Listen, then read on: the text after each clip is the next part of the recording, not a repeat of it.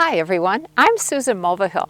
I recently shot a video on how to overwinter your geraniums, and today I am going to show you how to overwinter your canna lilies. Let me tell you, this is simple and it will save you a ton of money. So when I go to the nursery in the spring, I see gallon-sized pots of canna lilies that are about this big, and they cost roughly about 10 bucks. Well, each year when I overwinter my canna lilies, I end up with 12 to 16 plants. So I'm saving myself $120 to $160. It is totally worth it. So let me take you through the steps. The first step is to let your canna lilies get frosted. And as you can see by these brown leaves, this plant has definitely been frosted.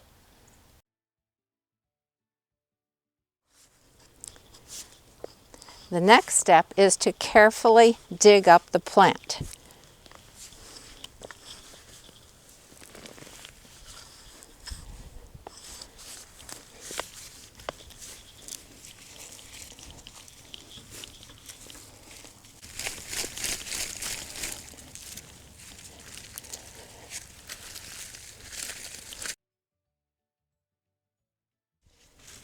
Trim back the stalks so they are just about 6 inches tall.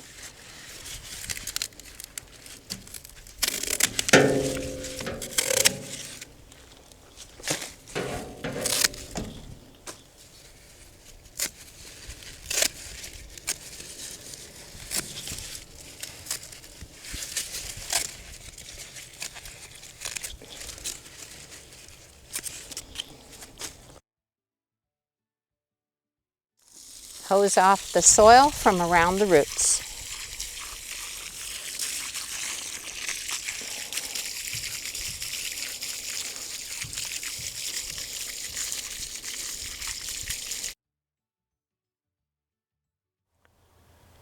Place the washed roots inside a waterproof container and move the container indoors to a warm, sunny location. I'm going to put mine inside our sliding glass door. This process takes a few days, and the purpose is to let the roots dry off from being washed, and also if there's any remaining soil on the roots, it should dry up and easily fall off. Once your canna lily roots are dry, you're going to put them inside of a cardboard box, and I like spacing them a little bit using some shredded paper. Then you're going to close the flaps, but you're not going to seal the box. You want to have a little bit of airflow. And then you move the box to a cool, dark location. For me, that's our basement, but for you, it might be a closet that stays fairly cool. Somewhere that's dark and cool. Mark your calendar so that you remember to check on your bulbs once a month. What you're looking for is any rotting or mold. If you see a little bit of mold on a plant, I would just trim it off.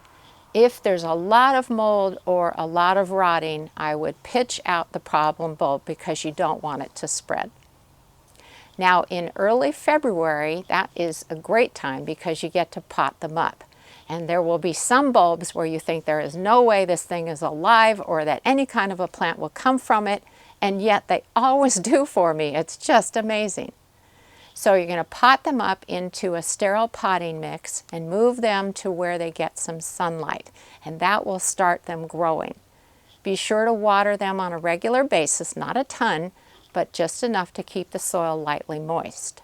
You also need to keep these bulbs, because they're very tender, indoors or somewhere where they are protected from really cold temperatures. Once all danger of frost is past, that's when you get to put them back out in your garden again. I hope you found this very simple and that you'll give this a try because it's definitely worth it. Happy gardening!